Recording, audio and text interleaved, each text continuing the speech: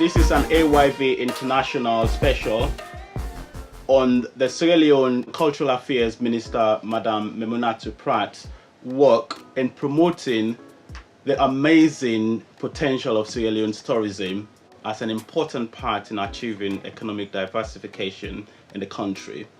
According to experts, tourism has now become the largest contributor to the economy of Sierra Leone after mining and agriculture. It is no surprise for Sierra Leone Tourism Minister to have embarked on taking the message of the potential of tourism in Sierra Leone globally. On 23rd to 27th of January 2019, the Minister of Tourism sent a high-powered delegation to the 39th International Tourism Trade Fair in Madrid, Spain. This event was a global meeting point for tourism professionals. Welcome to the International Tourism and Trade Fair, where Sierra Leone, for the first time since the mid-70s, when the Ministry of Tourism was first established, has its own stand. The day has consisted of many events and occurrences. This morning, the Minister of Tourism and her team went to a reception attended by the King of Spain. And this afternoon, they attended a VIP luncheon sponsored by the Dominican Republic, where they met with various prominent figures in tourism and networked accordingly. We, of course, here at AYB International have been going around and seeing what this place has to offer. Is this traditional Japanese? Yes, kimono. Oh, it's called a kimono. It's very unique. Right. Let's try this. Can you taste it? Right.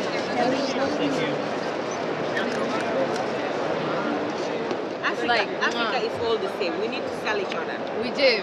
We need to sell Gambia, Sierra Leone, Ghana, Nigeria, Senegal. We need to sell each other. That's it for now. We'll continue updating you on our government's affairs in Madrid, so stay tuned.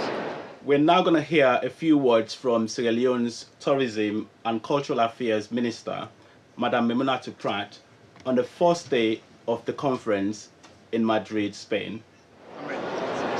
We are here in Madrid, we are in Spain, which hosts one of the largest global tourism markets, that is called FITUR. And for Sierra Leone, it has taken us decades, over 40 years, before coming back to this market. So which means that coming here shows the accelerated pace at which the new direction is working in terms of ensuring that tourism comes to top when it comes to international tourism market. So what I'm saying is that this beautiful tourism market that we are participating is actually going to be one of the areas where we are showcasing Sierra Leone. We are networking. And the good news is that there is goodwill on the part of most of the partners that we are meeting today. As a matter of fact, we have interest to them because the Sierra Leone stand is amongst different countries, not necessarily among African countries. So there is huge interest in terms of knowing what we are doing, in terms of working with us.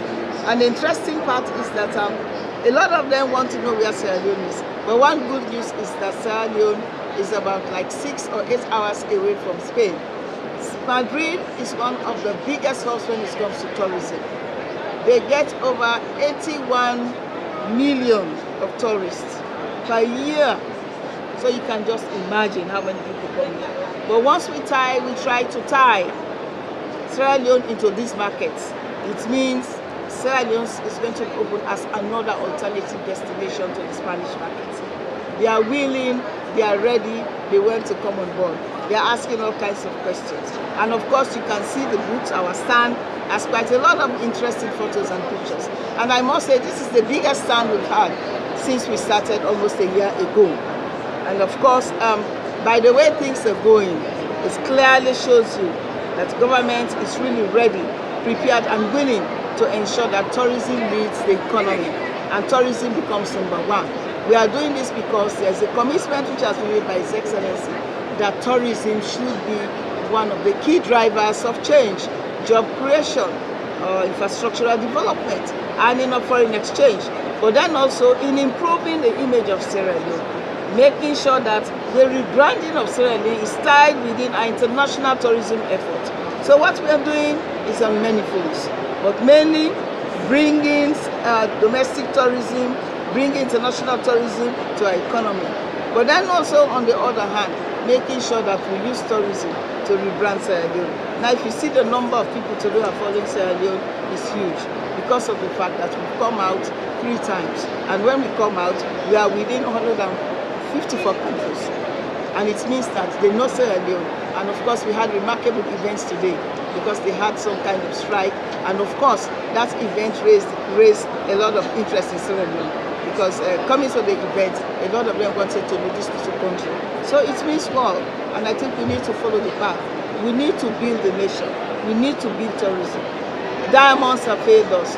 Gold has failed us. It's only education and tourism that holds the future for Sierra Leone. My name is Florence Tucker, right here in Spain, in the city of Madrid, where we have been following the Minister of Tourism and Cultural Affairs. In 2018, 56,500 people visited Sierra Leone, 17,569 of which visited purely for leisure. In 2018, there was a 10% increase in arrivals in Sierra Leone. This is more than the annual global increase of 7%. Now we're joined by the Tourism Minister, Madam Memunatu Pratt, who is amongst other tourism ministers from across the world on a discussion about tourism. To see that the African continent has, over the last 10 years, made enormous efforts to open up to the world and considered, therefore, visa as an issue which is no longer so important to require when traveling to the country. But at the same time, you know that visa policies are often an instrument to ensure also that not the wrong persons are entering the country, that safety security concerns are less now present. So the first question for you against this finding would be, are you sharing that assessment? Is safety and security right now in those countries you represent improving? Would you say that the measures which are in place are those adequate for investors to create confidence? And I would start with you and directing to you this very concrete question. Are you feeling it has improved?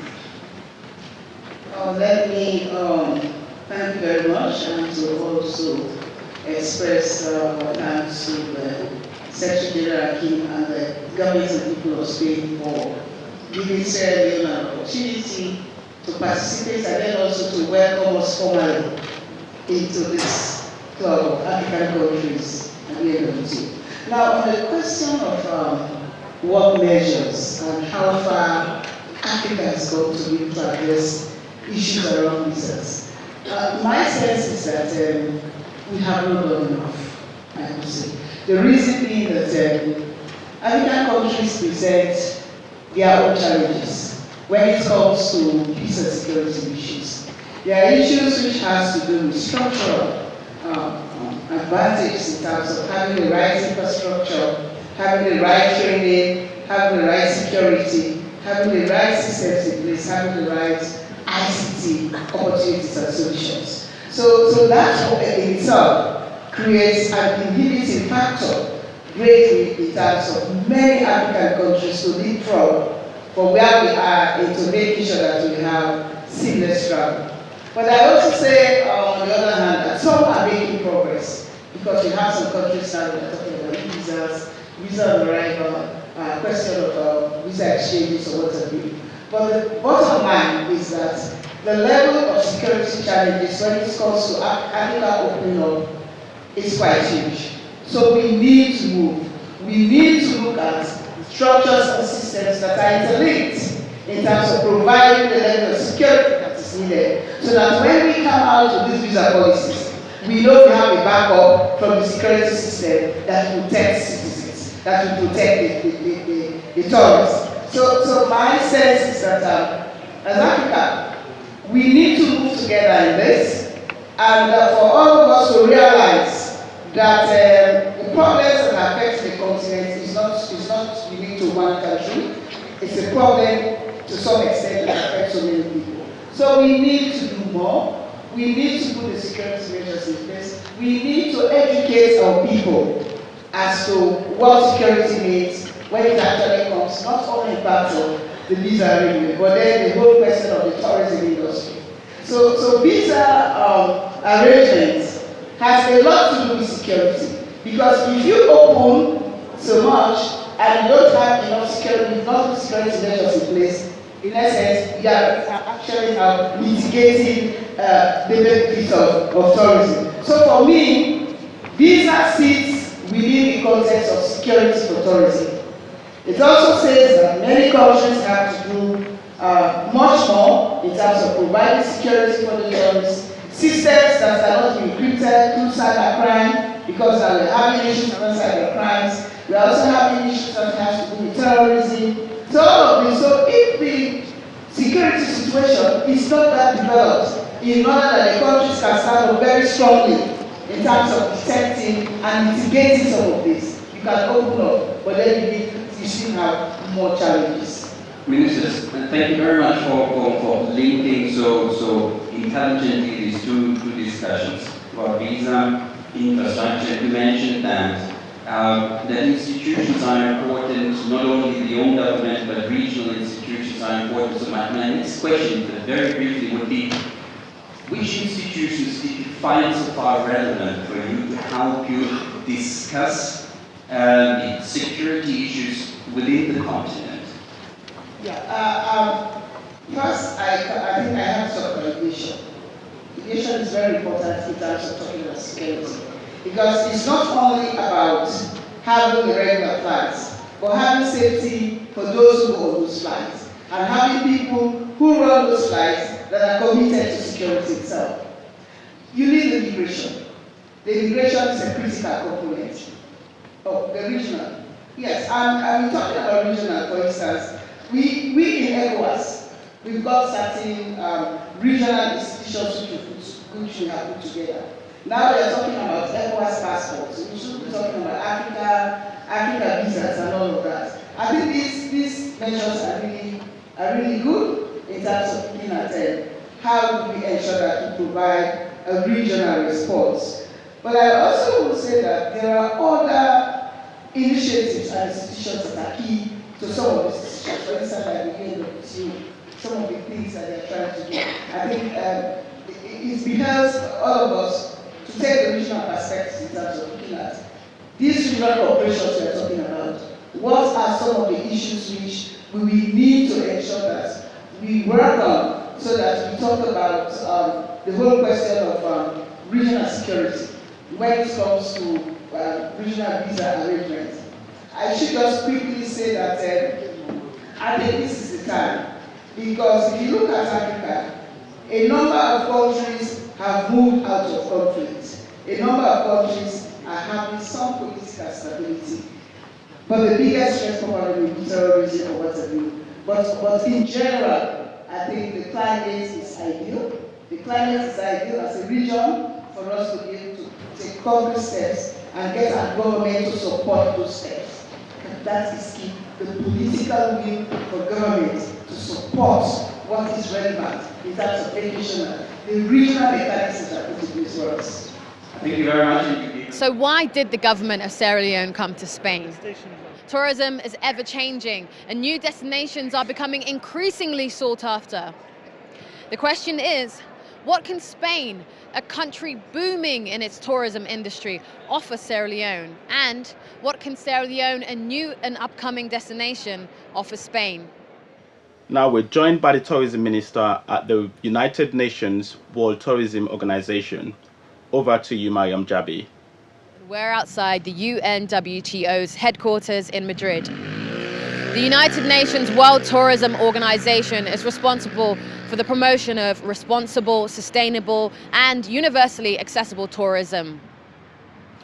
This building was first established as the WTO's headquarters in 1975 when Robert Lenati was elected as the WTO's first Secretary General. Honourable Madam Pratt, Minister of Tourism, will be attending the first Leadership Task Force meeting here shortly. I'm with Ms. Famata, who's the Acting General Manager of Tourist Board. Hello, Ms. Famata. Thank you for coming here today. Can you please tell us the reason why we're here today? Well, we're here today because the Honourable Minister of Tourism, Dr. Memunatu Pratt, will be making a statement on gender, women empowerment in tourism. Okay. So how has the whole experience been, being in Spain? You've been in Spain for a couple of days for the National Tourist Trade Fair. How's the experience been, and what's been happening so far? Well, it's been wonderful. You can attest to that. It's the FITUR. It's the platform for tourism stakeholders to meet and do business. And Sierra Leone has had the kind of visibility that we're hoping to get. Yesterday, we had several meetings with renowned tour operators operating here in Spain, and with the Honorable Minister trying to cajole them to include Sierra Leone in their agenda. And there have been positive outcome on that. Most of them are asking us to send our product profile, and in the not distant future, they will be making some visits to Sierra Leone to assess the destination. So it has been generally very fantastic, and also to add on the fact that the minister was also part of the panel at the investor conference yesterday. The conference was organized by the UNWTO, FITUR, and CASA Africa, and she made a statement, or she spoke on safe and seamless travel in Africa, which she tried to articulate issues that will benefit the travel and tourism sector, not only for the continent, the whole of the African continent, but also for Sierra Leone. And I must say that was classy, in the sense that she was sitting with the great and stakeholders, the great powers as far as the tourism was concerned. She was there with the Secretary General, she was there with the Minister of Spain, she was also there with the Minister of Tourism of Kenya, Zimbabwe, and other big African destinations. And Sierra Leone, being a newcomer, was kind of a privilege for us to be part of that experience. So the whole thing has been very fantastic. We are grateful and for the opportunity that government has given to us to try to rebrand Sierra Leone at the international platform. I'm here with Ms. Elsia, who's the Director of the African Department here at UNWTO. Thank you so much for being here. Can you please tell us your role and how you go in contact with Sierra Leone, and how has the whole journey been for you? Well, Sierra Leone is a very important and key member of the UNWTO family. We've been working with Sierra Leone, it dates back for a long time, and only recently we have re-engaged in a big way since the minister has been appointed. She's made it her priority to come out and be on all the platforms that we host. For example, we met with her in Kenya, where she joined on the meeting that we had jointly with the African Union. She's joining us now for the first time at FITUR, Investor yesterday. She contributed on the panel discussion that was related to safety and security also yesterday. And today we're very proud to have Sierra Leone being part of the leadership task force on women empowerment in tourism. So our relationship with Sierra Leone dates way back, but now we are very happy to have the member state under the leadership of Her Excellency the Minister to have joined us again in a major way. And we are there to give the support to Sierra Leone in order to be able to promote and develop your tourism sector. Now we're here with the Minister, who's going to give us a few words. Well, I will want to first of all say very big thank you to UNWTO, especially my sister, who has been very encouraging to me since we met in Kenya. Well, this is my very first time of coming to the UNWTO office. I've always been looking forward to coming there. But the fact remains that the major programs which we are participating apart from the FITUR, especially like the Investor Forum, but then more especially the one this morning, which has to do with the women empowerment. It's a great program. And for us who are in the tourism sector and trying to build the value chain, if we want to talk about pro-poor policies in lifting women out of poverty, I think we have to be able to participate in this kind of programs. So being here today, we're going to discuss, we're going to have relevant actions which we're going to take on behalf of the continent with her leadership, so that the women entrepreneurship, the women innovation, but then also how do we bring back women into the value chain? I will say, for instance, like Sierra Leone, women are in different things, but now with UNWTO, we are mainstreaming them into women and tourism sector. So I think we are very happy and that we are making the relevant strides, and hopefully we're going to invite UNWTO to come to Freetown and the Secretary General. Hopefully we're trying to do 2 big international events. And once we're trying to do that, the one by independence, we will want to take the UNWTO back to Freetown so that it can be strengthening the relationship which over the years, because of our irregular participation, will become more concrete. Thank you, Minister. My name is Honorable Catherine Afeku, the Minister for Tourism, Arts and Culture for the Republic of Ghana. Can you just give us a brief summary of why you're here today? Well, this is a journey that started a year ago in Chengdu, China. Myself and colleagues, ministers of tourism, we came up with this concept that women in tourism and leaders in tourism needed to be given platform within the UN, and it was received well. We started putting the thoughts together because it's a dream that I passionately believed in. I rallied my sister ministers to come around it. We ambushed the Secretary General, and he felt strongly that we could be given space to germinate Women in Tourism Empowerment Program. And so today is the day to crown it, to culminate, and also to outdoor, where officially in November we will have the first general meeting in Ghana, and the Secretary General will graciously honor it and chair. Well, thank you very much. Existing tourism policies but my colleague will mention that first. And Madam, South Africa, if you'll be kind enough to share the 5 points and all your policy documents with us, so it will also guide us in reorganizing our strategic papers. That would be very useful. Yes, Yes, we send to all of you. Through the chair, I just wanted to mention that tourism is related to a number of sectors. And the strategy which we use now, if there's a particular issue, we work in collaboration with that ministry. So the link between this and the ministry's agenda has to be aligned. So one, in essence, we will do this, but I think we need to collaborate with the line ministry of gender, because once you collaborate with the line ministries of gender, they are going to form a very strong advocacy for this program.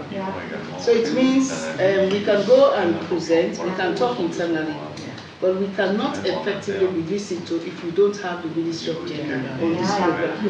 So I think also another layer of collaboration for this program to succeed is to somehow reference the ministries of gender in our home countries, because they deal with the policies, they do the gender policies and all of that, they implement.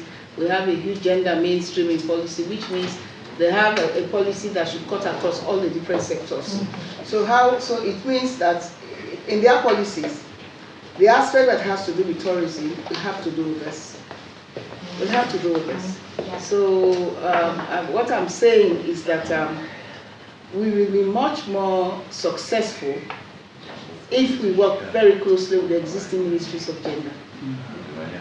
That's a good point.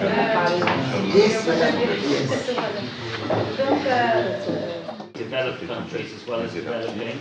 There is also, since the first report, a lot more countries who are collecting gender disaggregated data for the tourism sector. There's about 35 worldwide, the EU 28 and about 7 more.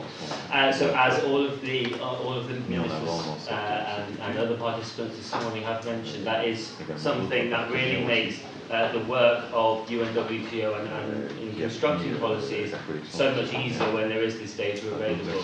So we're pleased to see that. We're also working with other private sector businesses they're giving us their data. For example, Airbnb collects gender disaggregated data. So the data, the scope of what's being looked at is a lot larger this time. So there's just a couple of takeaways for you really on this. First of all, the timeline, we will be launching the event, a promotional event in ITB Berlin. So everybody who will be at Berlin will be welcome. The invitations will be going out next week. The full publication will likely be presented in Ghana at the Regional Congress on Women's Empowerment. And so you'll be hearing a lot more about it as it comes along. And yes, as we mentioned as well, the report will contain recommendations and examples of good practice from around the world for gender and tourism. So there'll be things that come out as we go along and that can be reported back to the task force. So thank you very much, Madam Chair, Eunice, and I'll pass the floor back to you. Thank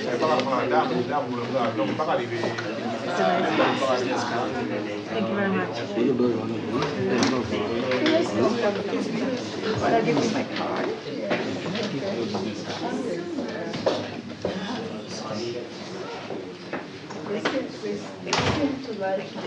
Yes, I mean, it's amazing. They made an exception only for you. Only for you. Okay. Good. Yeah.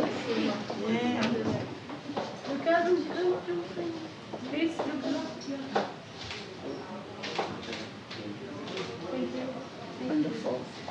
Thank you so much. So I'm here with the Minister of Tourism, Honourable Madam Pratt, who just left the first leadership task force meeting. So the task force revolves around women empowerment in tourism.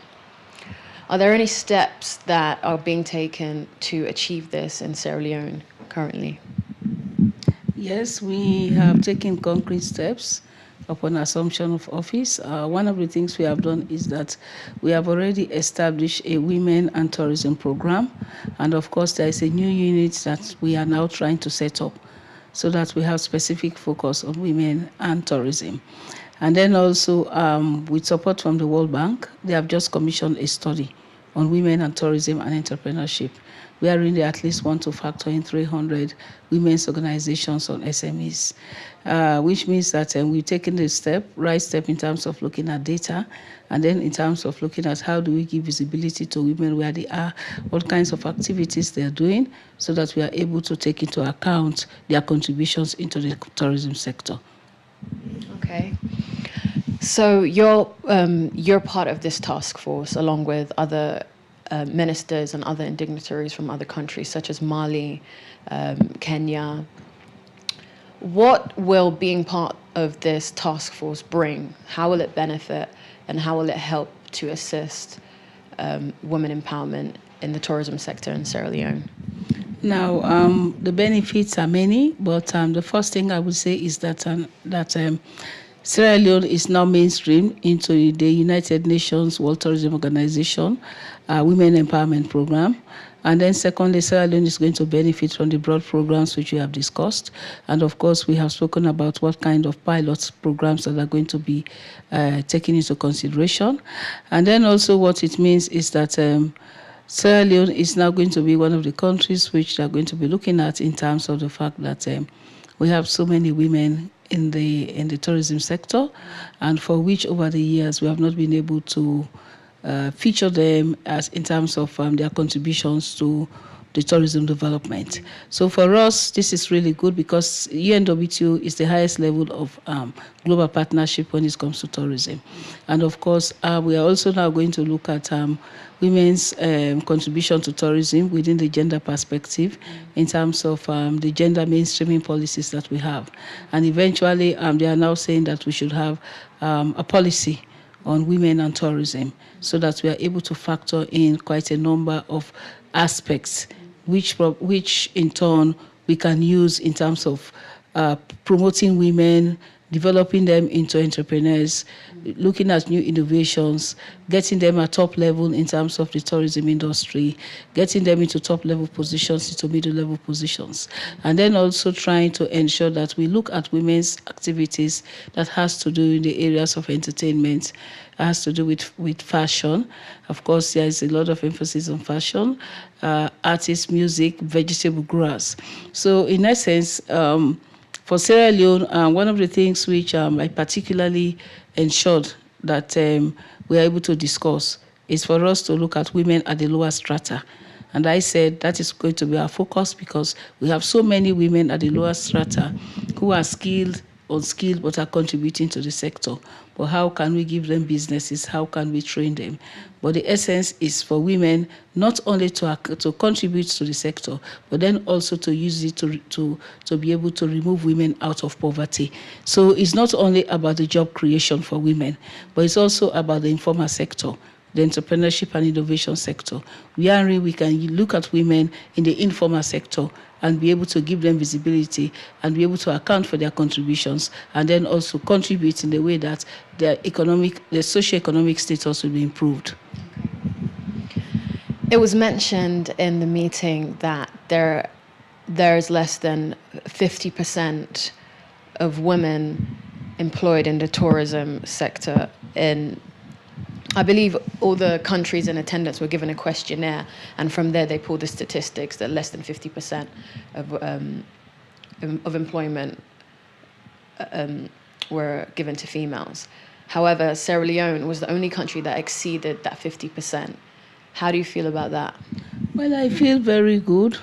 I feel that in as much as we are now trying to actually mainstream them in the tourism value chain, but I feel very much elated by the fact that at least the survey showed that we have many women in tourism.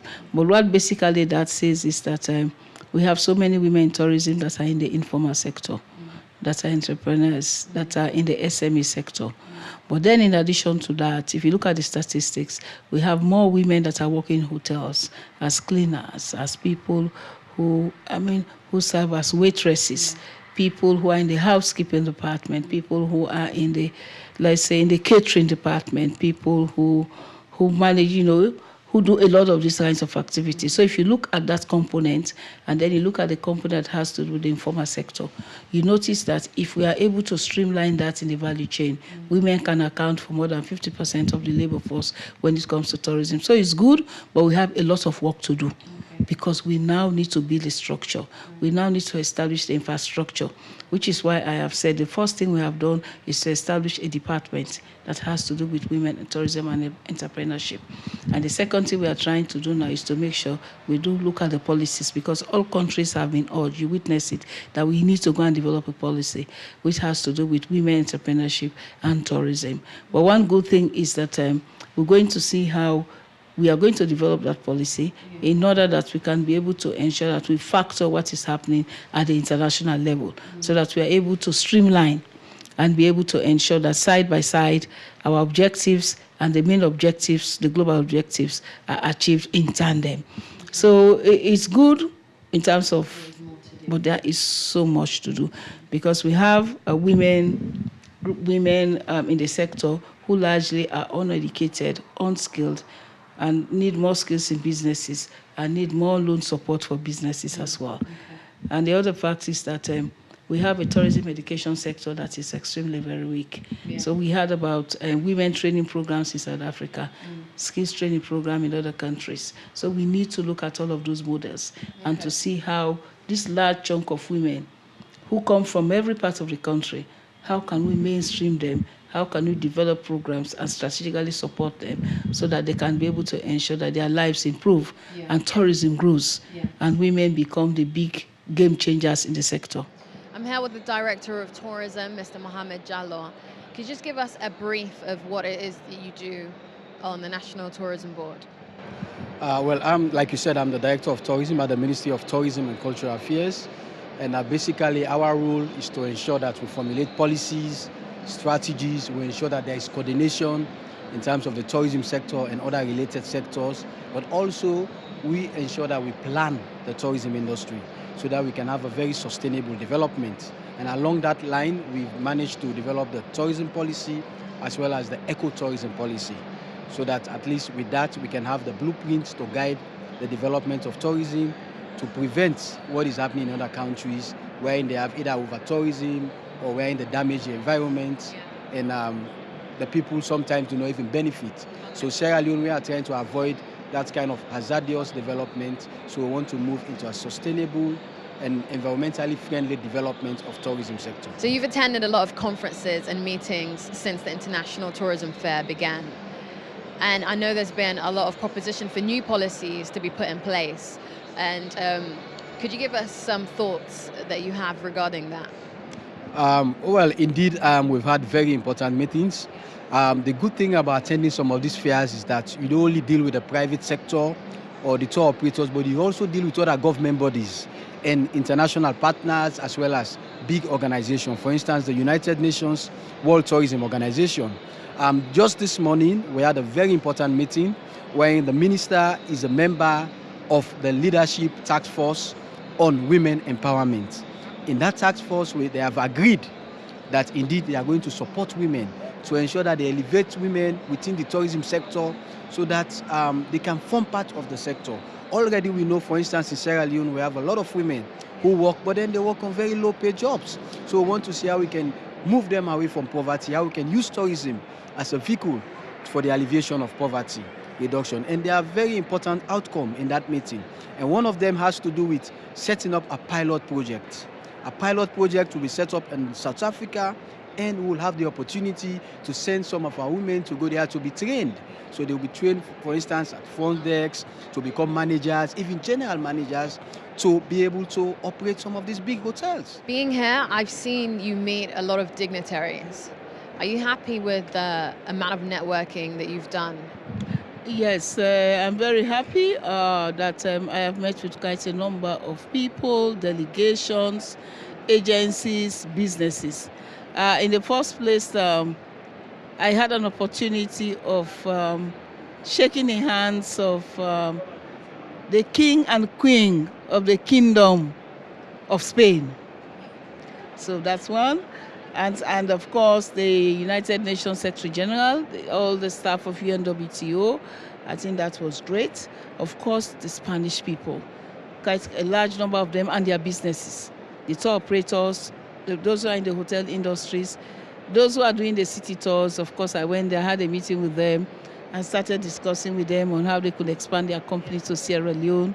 And of course, we met with quite a number, with a few airlines, picking their interest when it comes to Sierra Leone, and a number of European companies that are actually not operating in Africa, but discuss around all of this, and met with 23 African ministers, because at this meeting, we had the African Ministers Investor Forum, where we had 23 African ministers, of course, met with all of them. And of course, we exchanged cards. We had quite a number of discussions in terms of partnerships, and then also in terms of how we can do joint and collaborative programs. And of course, I'll meet with people from the United Kingdom, of course, the United States of America, the Maldives. We met with people from many, many parts of the world. And I think we also met with some businesses that has to do with, for instance, travel insurance. You know, we met with those kinds of businesses. Of course, we met with individuals, the biggest tour operators in Europe. We met with some of them, and some of them are now thinking as to how they can back-to-back look at Africa again. But one very important thing in all of these meetings is that they are now thinking about how they can make suggestions to relaxing some of their rules so that they start investing in Africa, especially for the Spanish community, which has a huge presence across Europe. Of course, the point that was made was that for most of them, they do businesses in Latin America because they share the same language. But now they are trying to look beyond that because of the kind of friendship. So it has been really good in all of these people we'll be meeting, and quite a number of offers being made in terms of using people's ICT platforms to be able to popularize Sierra Leone stories, people even giving us articles where they have covered Sierra Leone. They've covered the presidency very good. That's interesting. They brought me a Positive Africa magazine where they covered Sierra Leone in Spanish and in French, and not even in English, which has over 200,000 readership. And of course, a number of them now are trying to link with all of our efforts digitally. So it has been really good, and of course, the interviews has been many. So I think this kind of program, this kind of processes, and this kind of linkages is opening the Sierra Leone to the rest of the world. And I got an interesting message from Sierra Leoneans in Spain that they never knew that we have come through Spain since the 1970s, that they always saw us in the news. Of course, that Sierra Leone is here. So some of them came, and I think this is also very good. Yeah. So it's growing. We need to hit the Spanish market. It's a huge opportunity. It is one of the largest in the world because they carry all these large cruises. But we are trying to make a difference. Now we have some Spanish tour writers that want to come to Sierra Leone so that they can start to put positive stories on the platform of all of these countries. And I think that is the only way we can do it, because we are talking about image rebranding. We cannot do it alone. We need to have the international platforms that are owned by renowned travel writers and tour operators to put Sierra Leone on that platform. And precisely that is what we are doing. But I won't end this interview without thanking the president of, the Dean of the Diplomatic Corps in Spain. Now, of course, we came, we did not have much contact here. We only had contact with some of our friends in Gran Canaries, in Las Palmas. So they made the links for us. But one good thing, because I was on the news, the president of the Diplomatic Corps came to look for me and said, we heard you were so articulate. So we want to help you. So what we want to do for you is we want to take you around to see the businesses, because we don't speak Spanish. So I think that was really good for us. Right, that you were in Spanish news, weren't you? Yeah, would you tell us about that? It was something to do with the taxi strike. Yes, this is also another interesting episode. Well, we came and then we had this opening ceremony. Yeah. There were some taxi strikes, in terms of the issues between them and companies that run taxis. But we never understood the gravity of the problem. Yeah. So we took our car, of course, and then we came through, and then we are stopped by the large hundreds of taxi drivers that are protesters. Yes, and they said to us, first of all, my driver said, Madam Minister, I'm not going beyond this point because I have come this far. Yeah. But the fact that he came was in the midst of the striking taxi drivers. So we started negotiating with them. And eventually, they actually now agreed that because he's a minister, then we should allow her to go. But that was not all.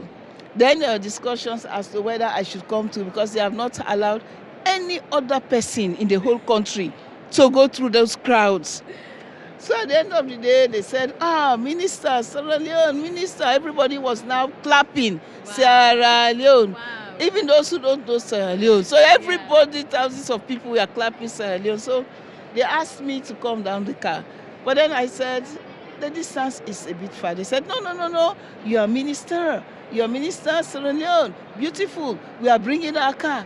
They brought their own car, took me from the official car, and then put me in their own car. And then hundreds of them were now going with the cars and clapping Sierra Leone, Sierra Leone, Sierra Leone, until they got me to the entrance.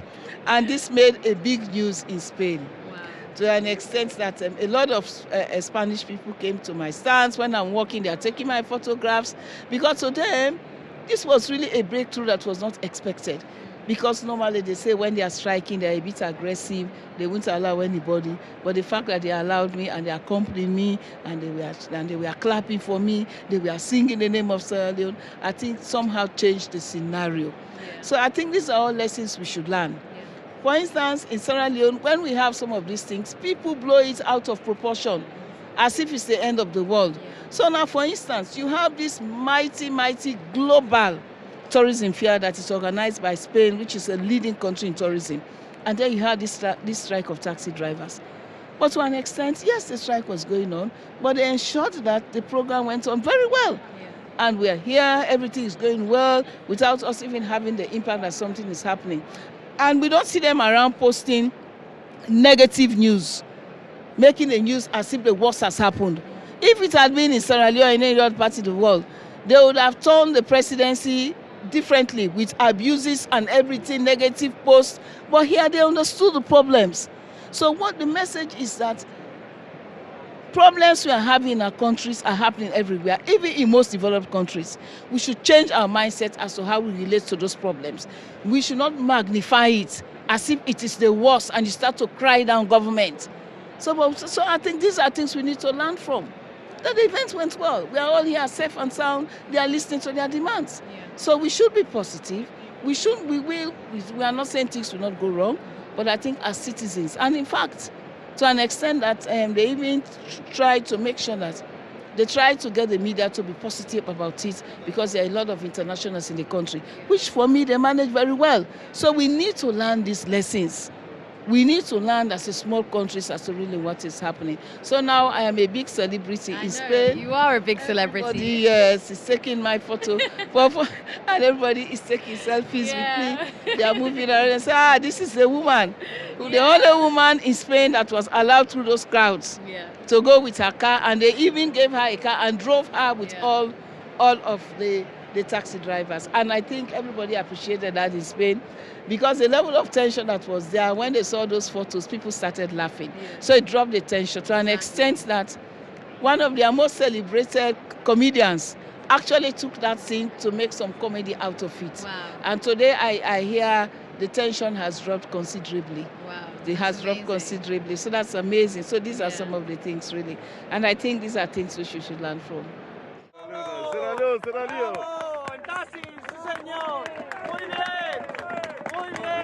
Grand chien, grand chien. Grand chien, grand chien. Sí se puede. Sí se puede. Espera, a ver si lo meto dentro. ¿Puedo entrar dentro? Espera. Perdón, es el primer ministro, es el ministro de Turismo de Sierra Leona. ¿Lo paso? Lo pasa bien. Mira a la izquierda. ¿A dónde? Bienvenido. Vaya a la izquierda. Gira a la izquierda, compañero. Cuidado. Quitar las cámaras. Eso de ahí, quitarlo. No, suba usted. Well, stay. Okay, madam. Stay.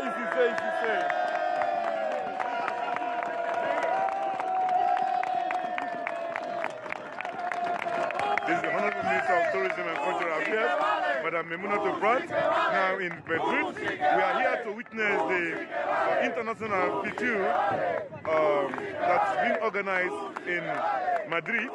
So we are here as a team. You can see us now with the Acting General Manager of the National Tourism Board, Madam Fatmata Osagi. You can see cameras are on us. All the Spanish here are here looking at us. Yes, we are welcome here. Thank you very much. Thank you very much. Thank you very much.